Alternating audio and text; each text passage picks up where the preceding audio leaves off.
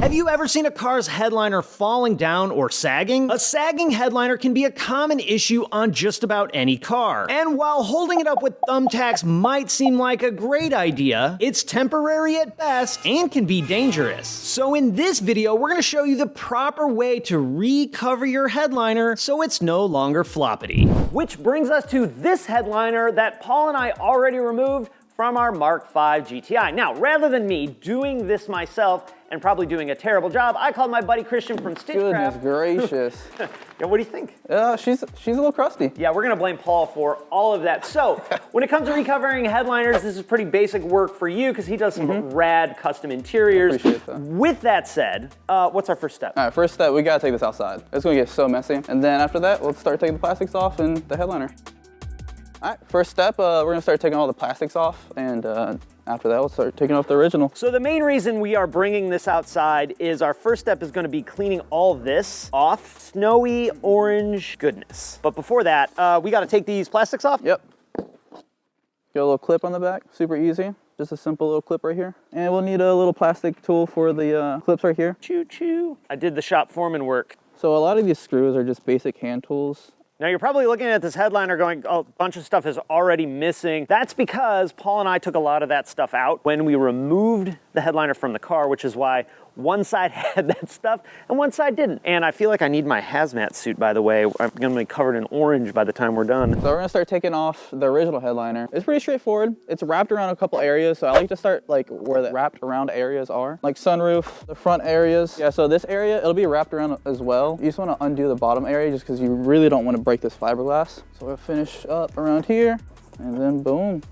You can see everything coming off now. Ugh, so bad. Oh yeah. I'm covered. So bad.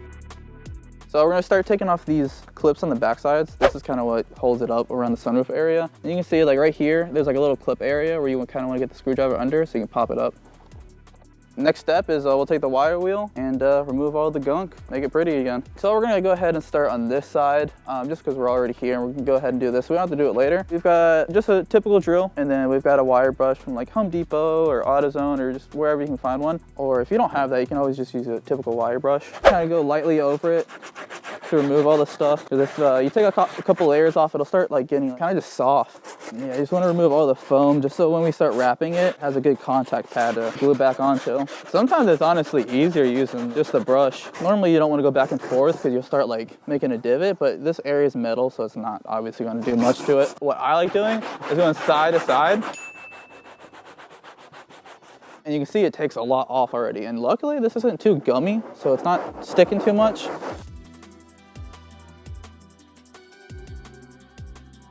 We'll use this area right here to kind of show you the drill situation.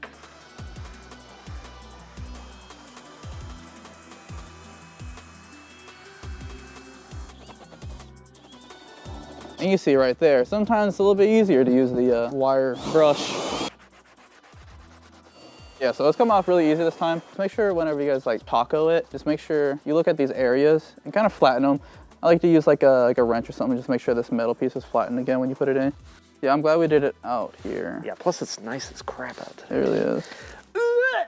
Now it might feel like Christian spent a crazy amount of time getting all that orange dust, snowflakey stuff off of our headliner. However, it is a vital piece of this puzzle that you get all of that stuff off. Not only are you gonna run the risk of having a lumpy fabric, but your glue is not gonna stick to the headliner board. Yep. It's gonna stick to the yellow, orangey snow that failed in the first place. Yep. So that is the place where you probably are going to spend the most amount of time, followed shortly off by rubbing the corners just like this. Actually, wow. I don't know if that's how he does it, but we're gonna let him show you how to do it. Like I was using the wire brush a lot just because it's kind of easier to get in here, and especially if it's your first time doing it, reassures you can get all the glue in there and make sure you get it tacked up and whatnot. So we're gonna blow it off before we start putting the glue on and laying the headliner just to, you know, see how long we need to cut it. I just want to take off these areas right here for, you know, good measures just to make sure everything lays right and there's no bumps or anything. So Is it going to be a problem that this headliner is permanently in love with Paul right here? Or no, okay. This actually means it's Paul's now. Paul's now. Paul, where you at, dog? Come and finish this. Shade. Sunshade. Sunshade. Sunshade right here. Sunshade. And before we get started on laying this, we want to go ahead and clean it just so we can all be at the same stage. So be very careful with taking off the grill on the backside. They are very, very brittle, depending on where you're from, especially in Florida cars. But this one is actually pretty nice. Is there any difference between covering this and covering like the headliner of this, other than it's small and this one has dog hair on it? Not really, but it kind of depends on the material you use. The material that we'll use for this, like the OEM style stuff, it's really easy. It really molds to a bunch of this. But if you use something like Alcantara, it kind of like, a lot of heat like goes involved with it, like for like wrapping it around and whatnot, so yeah. You brought up material. I actually have a question. Is there like any do's and don'ts when you pick material? Like you can't just run to Walmart and buy like a crusty fabric, whatever, or? There's a couple websites you can go to for like OEM style. Me personally, just stay away from like the floral stuff, you know? No flowers for No your flowers. headliner. You want to make sure that you get something UV resistant. Absolutely. A lot of that stuff at fabric stores is meant for a quilt on your bed. Or a chair. Or a chair, not inside your car. If you're going for an OEM look especially, try and make sure you're getting stuff with the foam backing on exactly. it. It's going to give it that same look. BTW, I got this out without breaking it. Go me. Look at this is the grill. We were talking earlier about the pillars, and these are really fragile, just like that piece in the sunshade. So the tip is on the Mark V anyway, if you pop it out from this side, it comes out pretty easy, and then you just have to dab a little bit of glue to glue this little rubber vent ducting. That's why, ooh, oh, it's broken. Bro, if that broke, I'm gonna be so mad. It didn't. I don't know if you just immediately dropped it. Luckily, it's good though. It didn't break. We're gonna go ahead and take off the OEM. It's gunky as always. I like using the disc on this one. There's another layer of stuff. When you're doing this, make sure you're careful and make sure you don't remove these, because that's crucial, putting it back.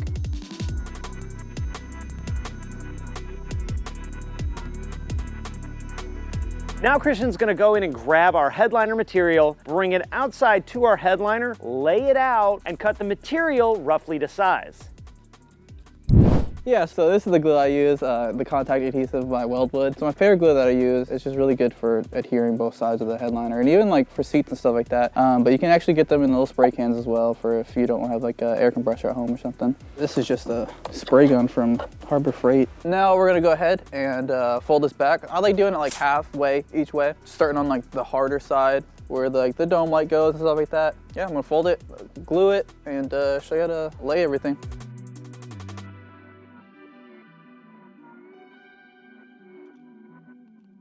I'm just using the cardboard just so I don't get the ground up gluey for Charles. In these areas it kind of gets a little thick, but we'll let it tack and before we pull it back over and start molding it. So like here you can see that it's kind of liquidy, a little too thick, but everything's good. We'll let it tack for 5 to 10 minutes. I like it whenever it's not too sticky. If it gets too dry, we can just glue it up or heat gun it. And the cool thing about this glue is like, you know, you put a layer on and you can totally add another layer if you want to. Some people put a really light coat on it, but I like having a good amount of coatings on it just to make sure it never fails again. The other cool thing about this glue is this is what they use for convertible tops. So like as it heats up over time, like it just continues to get better and better. We saw Christian laying down glue on both the board and on the fabric. And we're gonna let that sit and tack up to get, well, tacky and dry a little bit. Yeah, the big thing is the contact between those two glued pieces. Because if this isn't glued at all and this is, it's not going to stick. You also don't want to put so much glue on that you get puddles in the thing. Yeah.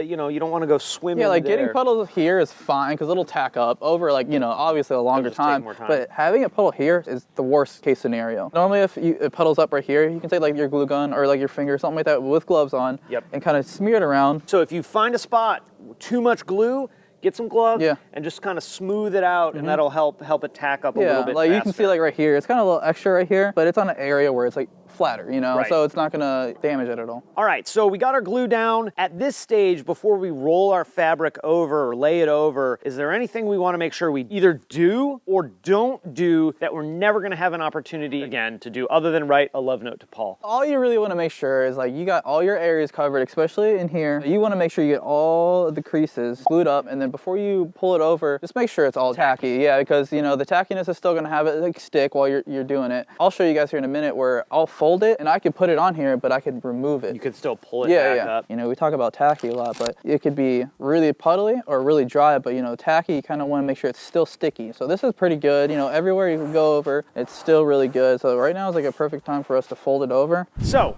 we're tacked. We're tacked up. We're tacked and whacked. You're gonna fold it over. Nice and gently. Yep.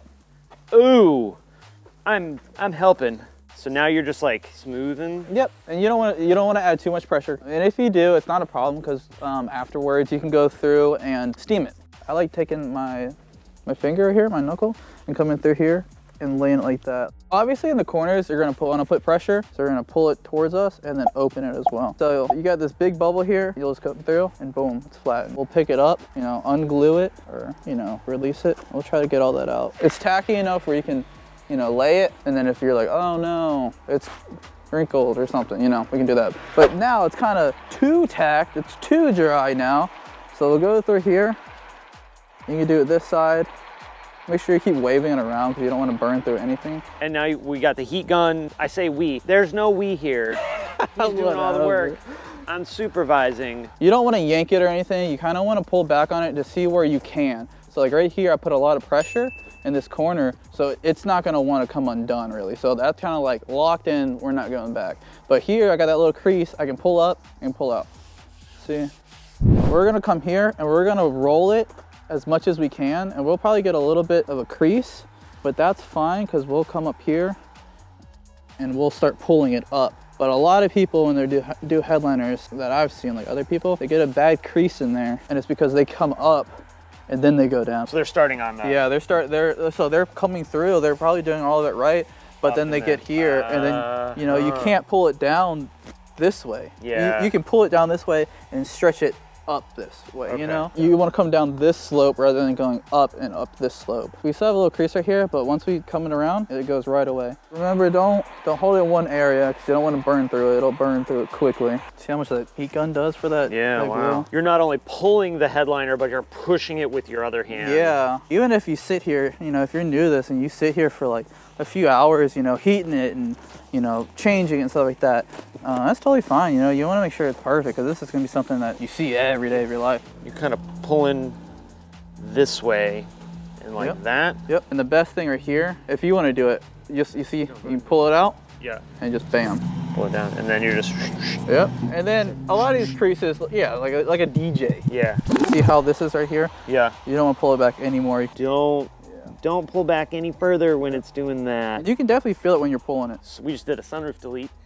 Slick top all the way. Wait, are we putting starlights in this or no? Nah, not today. Not this one. So now we're pretty much done with the front half. Yeah, you want to make sure, you know, it's even or at least a little bit farther back from this area. Pull it past where you already were, so when you spray it, you don't gloober up your damn brand new headliner, right? That you just work super hard to get perfect. Yeah. I've done it.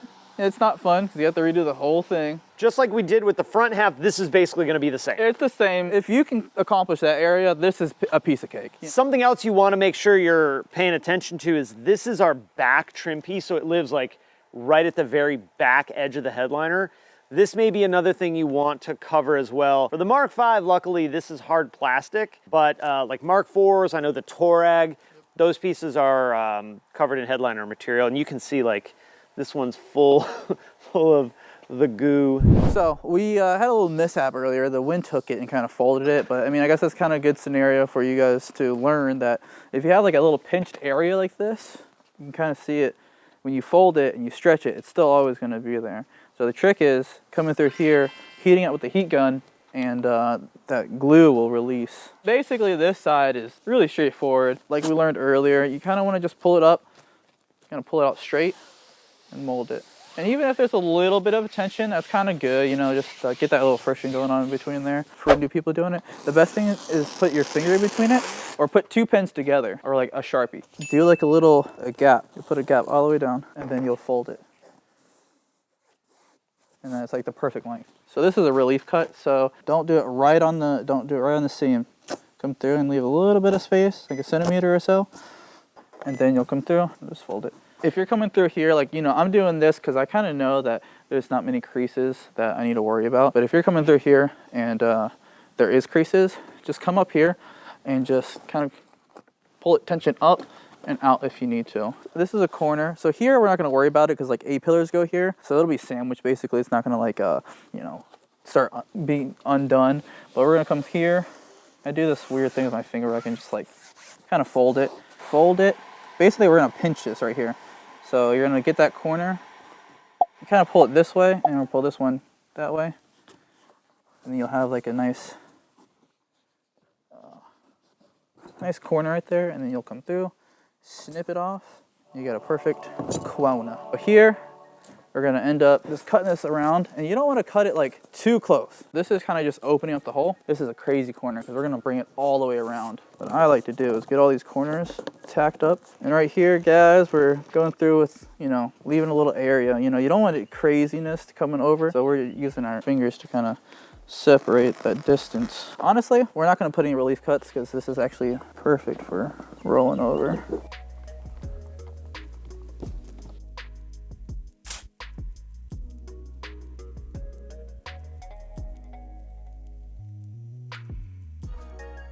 So I guess last piece we're going to work on is the sun visor. Super simple. The only area that's a little troubling is this area right here. You cut, you know, a little extra. It's always better to have extra than not enough. I'll go ahead and do it like this and spray the board, and go from there. It's pretty easy.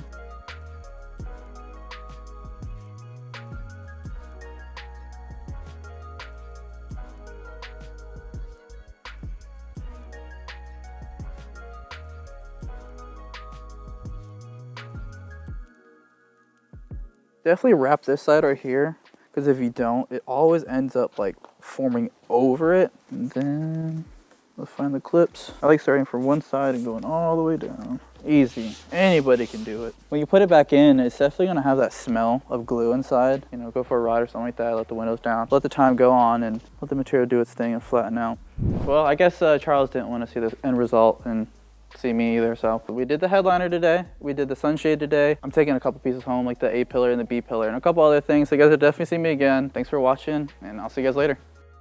All right, back. So I was just at the body shop filming the yellow car in process, and I don't see Christian or where he went, but here's our headliner. Man, it looks so good. Let's be honest, this is 100,000 times better than it would have been if I did it. So, looks like I'm up now, and we're gonna get this thing installed.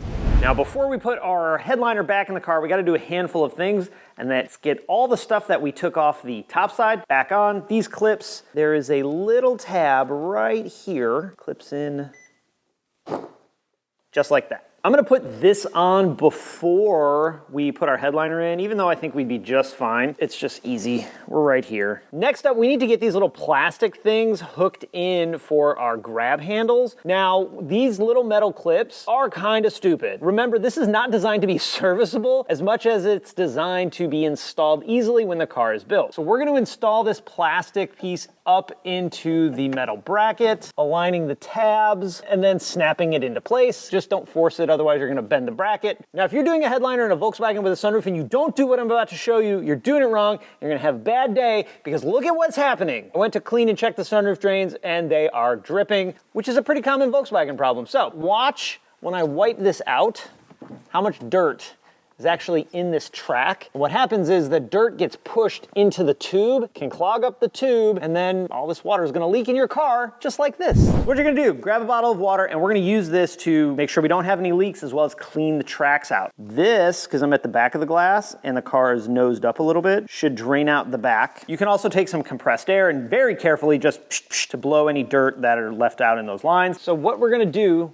to fix this leak is we're gonna pull our hose off, we're gonna clean both sides off. Then we're just gonna take some clear silicone sealant, and I always put it on the ball side because you wanna make sure you don't clog up the line with silicone. Then just put your line back on. Once that dries, that should pretty much take care of any leak as long as your drains are cleaned out. All right, now is the second worst part of this job. Putting the headliner back in the car. You gotta be careful because you don't wanna crease it. Because we have a hatchback, we can go right through the back. Our other option is gonna be going through one of the doors. Now we have a 2-door, so we got real nice wide doors. Either one of those methods works pretty good. Now more, there we go. There we go. There we go. Just like that. Now what I'm gonna do is I'm gonna take our trim ring and then I'm gonna reach in here like this. Grab the headliner and get it all snapped in. Then we're gonna set our sunshade in place and mount it up. Then we can go ahead and get our glass set in place.